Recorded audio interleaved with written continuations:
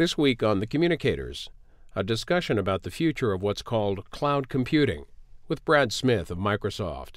His company is asking Congress for new rules to protect business and consumer information. This program was recorded in January. Our guest became general counsel of Microsoft in 2002. He currently serves as the company's head of the Department of Legal and Corporate Affairs, also their senior vice president. Brad Smith, welcome to C-SPAN and welcome to the Communicators. Thank you. Nice to be here. Also joining us in the questioning is Wyatt Cash with Government Computer News. He's their editor-in-chief. Thank you for coming by. Glad to be with you. Mr. Smith, you're in town to talk about a topic I don't know if a lot of people know about, but maybe some. Cloud computing. If you had to describe it to the average person, how would you describe it? Well, it's really about connecting a smart computing device, whether it's a PC or a phone, with the ability to run data remotely. We call it in the cloud, in a data center. If anybody has ever used a web-based email like Yahoo or AOL or Hotmail or Gmail, you've in effect used cloud computing because you've been storing your email up in a data center. Maybe you've kept a copy on your own PC as well, but you're already using the cloud even if you're not completely aware of it. And increasingly, we're using the cloud to store more and more, not only as consumers, but as businesses, and governments are doing the same thing. And here you are in the seat of the nation's capital talking about these issues. Why speak to government folk about it? Well, this is an important part of the future of technology because more and more people are going to be using the cloud, storing photos online, running applications online, and it raises new questions. Questions that we in the industry need to address, but also important questions for government. Will the privacy rights of consumers be respected and protected in the cloud? Will security be strong in the cloud? As data move across borders, whose law is going to apply? These are important questions that governments need to sort out if all of this technology is going to move forward and really realize its potential. If cloud computing is done with servers not located within a person's own personal computer, the current laws that govern information that stays on a server or stays within a personal computer, do they not match up to what's needed as far as cloud computing is concerned? In some cases, there are some important differences. Let's say you're keeping documents on your hard disk, on your PC, in your bedroom. If the government wants to come take a look at that, it needs to get a search warrant. The reason is because the Fourth Amendment in the Bill of Rights, the Fourth Amendment to the Constitution, says that's what the government has to do. But when you take that same information and you give it to a third party, the courts really have not been clear on whether the Fourth Amendment applies. In that kind of situation in the past, Congress has acted to make clear that even if the Constitution didn't protect your privacy rights, a statute did. But now we have this new scenario with people storing things in the cloud. It's one of the areas we've highlighted where we think Congress needs to act to make sure that the law is clear and that the privacy rights of citizens indeed remain protected. Why Cash? Well, Vivek Kundra, the Chief Information Officer from the administration, has made a big point about the potential for economic savings for agencies. And I think one of the assumptions here is that cloud computing saves a lot of computing costs. But I'd like to get your sense of why it is more economical. Isn't it just another way of remote computing for agencies? Or is there something more that makes it possible to get real savings for the government? Well, I think in many instances, cloud computing can have a number of new benefits, for the government, for businesses, for consumers. Certainly for enterprises, businesses and government that are deploying computing resources at large scale. It can create more flexibility and it can help people save money. I'll give you a simple example. The biggest day of the year for Americans ordering pizza happens to be the Super Bowl day. Well, Domino's Pizza has a lot of information technology that it uses to record those orders, even to take those orders. It doesn't necessarily want to have to buy and run those servers every day of the year just so it has the capacity it needs on Super Bowl Sunday. So one of the things Domino's has done is contract with Microsoft. We are a cloud computing service provider. So they can get extra technology capacity from us and use it for a day. That's a lot cheaper than using it for a year. Now that's just one scenario, one example, but it captures the flexibility that this technology provides, and that flexibility can translate into real savings Not necessarily for everybody, for everything, but in important ways in the case of lots of potential customers. So you're saying it gives you the advantage of scaling up when you need it without holding the assets or the computing equipment at times you don't need it. Exactly. Now the flip side of that is that Amazon.com, for example, has computing capabilities for Christmas, but they don't use it all year. That's right. So they've been able to take the excess capacity and then say, it's pretty inexpensive for us to let others compute on our system. So there was an example where cloud computing sounded like it's pretty inexpensive. So the question is, but don't we still need to build a lot of new facilities to do this cloud computing? And therefore, where's the real savings? Well, you're absolutely right that if you want to get in the cloud computing business, which Microsoft is in, and Amazon is in, and IBM and Google are in, you have to be prepared as a service provider to spend a lot of money. I mean, we're building very large data centers with many, many server computers, and we're building them around the world. There may be instances where it will be cheaper for a business to continue to have its own computers on site in its own premise. You know, if you're a bank, for example, and you feel that your customers basically use about the same amount of computing resources every day throughout the year, it might be more economical for them to build that themselves and run that themselves. But you take another customer who has real seasonality, their business goes up or down during the year, take a retailer, you think about what they have to do in November and December, it's way more than what they do in January through October. For them, the ability to bring on extra capacity is definitely helpful. And then more generally, we get economies of scale because we're buying so much equipment. We can perhaps buy it cheaper, and we may be in a position to pass along some of those savings to customers. Earlier this year, David Vladeck, the head of the FTC, sent a letter to the FCC about cloud computing as part of their national broadband plan. And this is part of what he said about it. He said the ability of cloud computing services to collect and centrally store increasing amounts of consumer data, combined with the ease of which such centrally stored data may be shared with others, create a risk that large amounts of data may be used by entities in ways not originally intended or understood by consumers. That the head of the FTC is saying that about cloud computing, what does that say to you as someone who is in the cloud computing business? I think it says that we need clarity and simplicity so that consumers and businesses know what's going on. One of the things that we've been talking about is the analogy to the Truth in Lending Act. This is something that Congress passed in 1968 so that when we go to banks and we engage in a credit transaction, there are some standards that apply and the banks have to tell us what the terms of the deal really are. In the same way, I do think we need to get to the point where it's clear for consumers if they're putting their information online. I think people are entitled, we're all entitled as consumers to know what's the service provider going to do with this information? How are they going to use my documents? If I want to move my documents to another service provider in the future, am I going to be able to do so? And perhaps especially important, what is the service provider going to do to maintain security so that I have confidence in the cloud?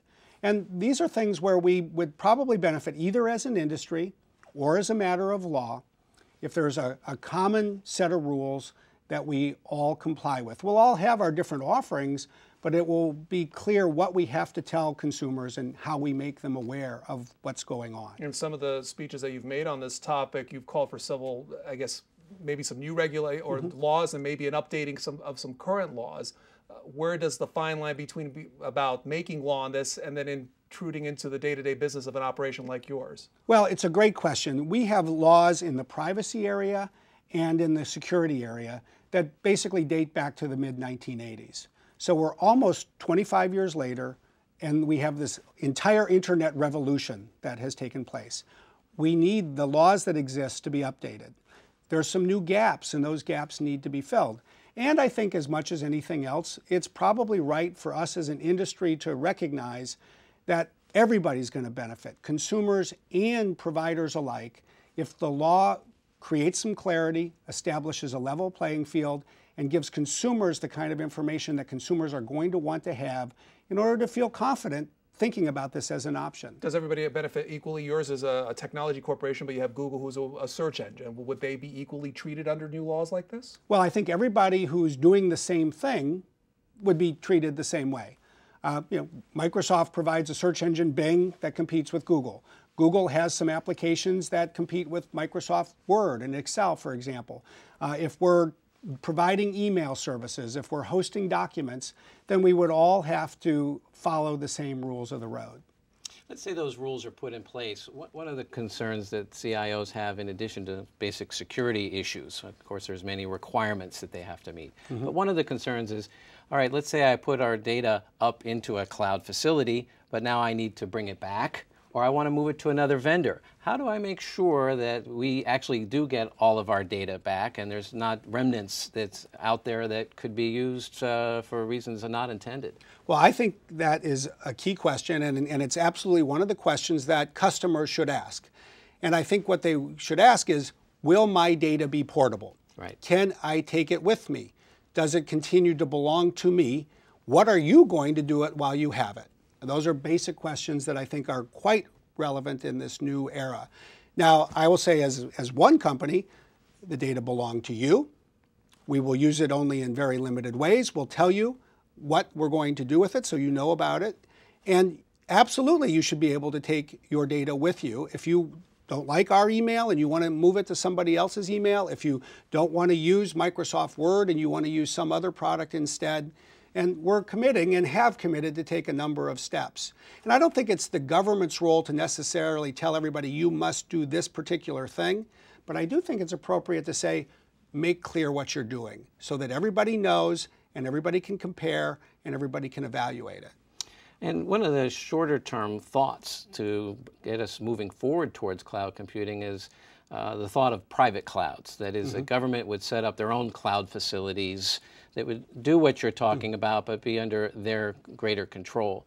How do you feel about the notion of private clouds, and is that sort of a contradiction to the terms that we've talked about with larger public clouds, where you do see the economies of that kind of computing? No, I think private clouds are absolutely an important part of the future. Unfortunately, it reflects an attribute of the information technology industry. We take a word that everybody understands and started to use it in a way that they don't understand. The mouse became a different thing. Spam became an email instead of ham. Now we've taken the cloud and we're using it to describe technology, and then we make it more complicated by talking about private and public clouds. But in essence, a private cloud, as you described it, is the ability to segregate part of a data center, or maybe even have one's own data center, and know that the only thing on those computers are programs and documents and data that belong to you. And it's not going to get put on the same computer with somebody else's information. If you're a large customer, a bank, the government, if you have information that's very sensitive, a private cloud may make a lot of sense for a lot of different reasons. And I think it's entirely possible that a decade from now, this notion of private clouds will become the norm, perhaps one of the most normal things, especially for businesses and government agencies of any real size. What type of information is best served by the government putting the data onto clouds? Is it secure information? Is it classified information? What level of information really works best? I think that the whole world is trying to figure that out. And we're still in relatively early days. There are areas where there's seasonality, even for the government. The IRS is busier in April than it is in October. So there may be areas where the government wants to be able to move its computing resources up and down and scale. There are other areas where it may want to get different parts of the government to, in effect, share information, and a cloud may facilitate that. There are areas where we may have an agency like the National Science Foundation working with a number of universities across the country. There may be benefits to having certain information go into the cloud. There are other areas where I would think we're not likely to see the government move as quickly. I would not be an advocate of the Navy putting the launch codes for the Trident nuclear submarines in a data center that is run by a company. There are certain things that the government should probably keep in its own data centers. And we'll work through all of those questions. As far as security is concerned, what did the recent event in China involving Google's Gmail teach us about security on a cloud system? I think what it tells us is that even though we as an industry are working hard to improve security, the security challenges continue to increase as well. it's a little bit like putting a stronger door in your house and putting a stronger lock on your door, but then realizing that, gee, this is a higher crime neighborhood than I thought it was. And the world as a whole, when it comes to computer security, has become a higher crime neighborhood than it was a decade ago. And one of the challenges is that when you put a lot more information in the cloud, in a data center, it's easier to increase security, build stronger doors, but these also become bigger targets. They're more inviting targets. And it means two things. It really means we in industry just have to keep doubling down our investment to strengthen security. That's certainly something that we're doing at Microsoft every day. Others are too. It's also another area where we think Congress needs to act and the government needs to act. There's some areas in the law when it comes to computer security where gaps need to be filled. The law needs to be modernized. And we need enforcement agencies to do new things. They're going to need new technology. Congress is going to need to give them more resources. They're going to have to collaborate more closely to connect the dots because these security incidents are really quite difficult to investigate. Ideally, what would you see then as far as the enforcement side of it? Who controls it within the branch of government and what kind of power do they have? Well, for the most part, we're likely to see enforcement authority reside where it is today. We have the FBI, for example, at the national level. We have the Justice Department. We have U.S. attorneys around the country. But the work that the FBI does a decade from now, 5 years from now, it's going to have to be larger and more sophisticated than it is today. Not because it's not sophisticated today, but because the target keeps moving. We as private companies are going to have to keep moving forward as well. I think we're going to need to continue to do new things to collaborate. We have a digital crimes unit at Microsoft that investigates these kinds of things. We turn information over to the FBI or to other government agencies. We're going to have to continue to work closely in appropriate ways to stay abreast of technology and new threats. This is the Communicators. Our guest is Brad Smith with Microsoft Corporation. He's their Senior Vice President and General Counsel. Also joining us, Wyatt Cash of Government Computer News. Thank you. Go ahead.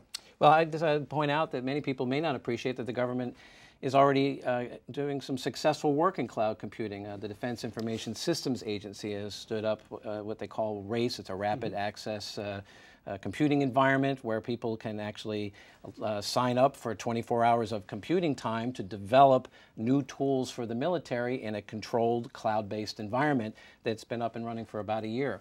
And GSA is also doing some work with its USA.gov site. So I think what we're seeing certainly is some early experimentation to test the waters, and I think many should be commended for that effort. But I think the larger issues still remain of when we go larger scale, how do we address some of these security and also some of the privacy concerns. And I'd be curious your thought, since privacy of public data is a very sensitive issue. It's probably one of the ones that Congress is going to be taking a close look at. You mentioned some transparency in other rules, but let's talk, how do you really assure that the data and the privacy sensitivity is really properly addressed if third-party handlers are dealing with it? I think it's a key issue, and I think you're absolutely right. The government is very sophisticated in a number of these areas, fundamentally from an individual perspective. I think that individuals should think about two things. What are their privacy rights vis-a-vis companies that have their information, and what are their privacy rights vis-a-vis the government, and in particular the government's ability to go get their information from the companies that have it, perhaps without even having to knock on the door of the individual first and let that person know. We have a great important tradition. Privacy is one of the distinctly American values. It goes back to the Bill of Rights. It has long been protected. And it's always been a challenging issue, at least for the last century, as technology keeps changing the way that personal information gets used. I think the key thing is for Congress to act to keep the law current with technology. It did a great job in the 80s. It's something that it now needs to come back and do again. I think the balance was set right for the types of communications that people were focused on in the 1980s, which was a lot around telephone conversations and early experience with email. But the technology world has changed so much that the law has really become quite antiquated. I think vis-a-vis companies, this is actually an area where the U.S. has not been at the forefront of the law. Europe has been at the forefront of the law. And I think as Americans, we would actually benefit both in our own country for the U.S. to stay abreast and expect and apply clear standards with respect to companies. And we'd all benefit because the U.S. would play a stronger leadership role in the world in terms of coordinating with other governments. Our government would have more influence in discussions with European governments, for example, if it had a more current law to which to point. Well, you raise an interesting issue there, because as we move to either national and in some cases global computing centers, we are now going across borders, in which case the rights and restrictions on what can happen with the data in those centers takes on a more global nature. So how do you see that evolving over the future, and will that be an impediment to the development of global computing centers? I think unless governments start to act, it is going to become an impediment, and it's starting to become an impediment. If you're in the cloud computing business, it's a catch-22 waiting to happen. For example, you may have one country that says you must keep all of your data records about people's searches for 12 months, and at least 12 months because we want our police to be able to get access to them. You may have another country that says you better destroy all of that after 6 months because we care about privacy. Well, let's say we have a data center that's running in Ireland, for example, and the Irish tell us to destroy the records after 6 months, but we have the records of Italians in Ireland, and the Italians tell us to keep it for 12. We cannot comply with both laws at the same time. This is where we just have a pressing need for governments to come together. I mean, there will come a day, I believe, when we will see, in effect, a free trade agreement for information, for data. But unfortunately, that's a ways off. And the sooner the U.S. government can get started, the sooner it can get engaged in conversations with other governments, the sooner we can start to take bilateral steps, the sooner we'll get to a real solution on a more global basis, because it's a global solution that ultimately it would be good to have. If this is a congressional issue, who's got your ear on this and who you're talking to? Well, it really is for people in the House and Senate, especially on the Judiciary Committees and the Commerce Committees. These are the two committees that have traditionally passed laws in these areas. We're certainly engaged in conversations there. The good news is we're starting to have a broader conversation. Our biggest point as a company has been to say we need a new national conversation about what this technology means. And of course, it ultimately leads to Capitol Hill and the White House. But it needs to start on main streets. It needs to bring in businesses. It needs to bring in consumer groups. It needs to bring in the rest of our industry. And that's what we're starting to do. And I'm very hopeful that out of that, we will see the kind of consensus emerge that will encourage Congress to act. What we've said is we think Congress should consider enacting a Cloud Computing Advancement Act. This is an act that would strengthen the privacy laws, fill in the gaps in the security area, address some of these international issues, and put the country back where the law is at the forefront of technology rather than the lagging edge from a quarter of a century ago. Is any of this topic that you've talked about a case where companies can self-regulate themselves, or at least do the policing themselves? I know that in some cases, because it seems that you coming to Capitol Hill asking for more legislation, it seems counterintuitive. Well, I think you raise a really good question, and I have two thoughts about it. First, by any stretch of the imagination, we need to be stepping forward. We need to be assuming responsibility as companies and as an industry. We need to be proactive and keep doing that day after day after day. And then you get to the question, what do we need from government? And there's two ways to think about that. First, we definitely need government to fill in the gaps in the law around privacy and security. Beyond that, there's an interesting question of whether the industry itself feels it would be better off if there were a law at the federal level about something like truth in cloud computing, the way we have truth in lending principles. Usually, people in industry say, no, thank you. But in this case, I think that there's reason to think a little bit more. If we don't get action at the federal level, we'll get action at the state level, and we'll get states with conflicting laws. If we don't get action at the federal level, we're definitely going to get action in other countries. If we want to have one law in the United States, and if we want our own government to be influential around the world on this issue, there's actually a good reason to think harder about the possibility that maybe even people in the industry benefiting from federal action. Mr. Cash. Well, I think one other aspect of this too is we look at cloud computing on a couple of different levels. It's rented infrastructure, it's services in terms of software, it's a development platform. So one of the questions is the cloud is really made up of sort of many kinds of services. Do you feel that an Advancement Act would be able to cover all the sort of evolutions of cloud computing services? I think that a Cloud Computing Advancement Act could do a lot of good if it's put at the right altitude, so to speak, not to analogize to the cloud even further. Yeah, if the government tries to dictate particular technological approaches, it will enact a law that will work for about 2 years, and then we'll find that technology overtakes it.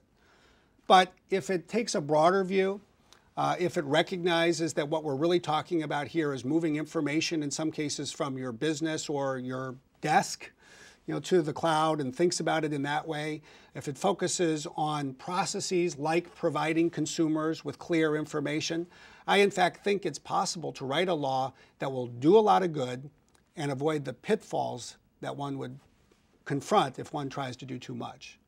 What's the ultimate goal then for companies like you remember the story of the Sidekick mobile phone. Many of its information, if you had contacts or anything, it was stored on a cloud computer. That computer lost information. And if I recall, the phone, was it a Microsoft device? Or it was a device that we did have responsibility for. We had acquired it from another company, so it was the other company's technology, but it was a problem that we had to solve. Talk about then what happens now as the part of solving that problem so it doesn't happen again. What's going on as far as making sure those kind of things don't happen? Well, there is a whole set of precautions that one needs to build into the technology as a company in this business. You need to have strong protection for security so that other people are not able to hack their way in, which was the incident that Google recently confronted, obviously. You need to have reliability, so that your own systems are operating in a strong way. You need to be clear with your customers so they know exactly what they're getting. You tell them, are you keeping copies in particular places as the service provider? Do you want them to keep another copy somewhere? These are all questions that one needs to work through as you enter a new technological era and deal with a new kind of computing infrastructure. Is there a legal process then as far as the legality if you lost my information and now I need it back and I can't find it? So what are my legal rights on that? There basically is. I mean, it's another good example of the need for clarity. Whenever you sign up for a service, let's say you sign up for an email service, you'll get this agreement that pops up that is called your terms of use. It's actually worth reading. It's actually worth printing out and reading on a piece of paper, perhaps, because that should tell you how those kinds of issues are addressed. This is the kind of thing, though, where I think maybe we would all benefit if there is a clear set of principles that tells us all what information we should provide, how we should provide it. If I analogize to automobiles, none of us actually ever wants to see an airbag, because if we see it, it's because we're in an accident.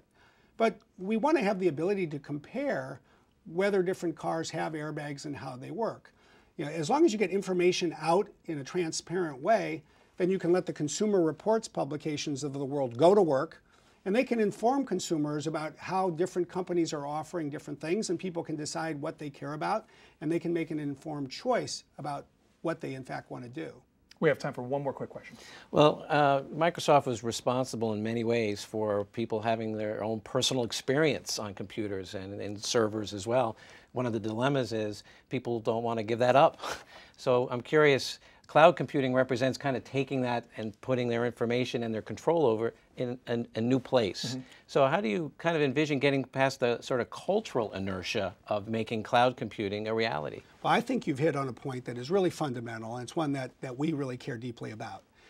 The personal computer revolution made computing personal. It democratized technology. It let people decide what they want to use a computer for, how they want to use it, where they want to keep their information, when they want to share it, with whom they want to share it. People shouldn't have to give that up. We as an industry should do a good job of creating cloud computing offerings that give people that continuing ability to make choices, to personalize the computing experience. If we don't, then I think consumers should say, wait a second, we're not sure we want to follow you to this new country that you're talking about. Certainly we at Microsoft are focused on trying to keep the personalization that technology has created over the last 25 years and take it with us. It also means, by the way, that it's not just about the cloud. It's about smart clients, and it's about giving people the ability to make their own decisions. Just because it's there as a new option doesn't mean that everybody should take it. They should do it and use it only if they want to, which means we've got to make it sufficiently valuable and attractive for them to want to vote with their data and move with us. Brad Smith is the Senior Vice President and General Counsel of Microsoft Corporation. Our guest reporter has been Wyatt Cash. Government Computer News is their Editor-in-Chief. To both of you, thanks for being on the Communicators. Thank you. Good to be with you.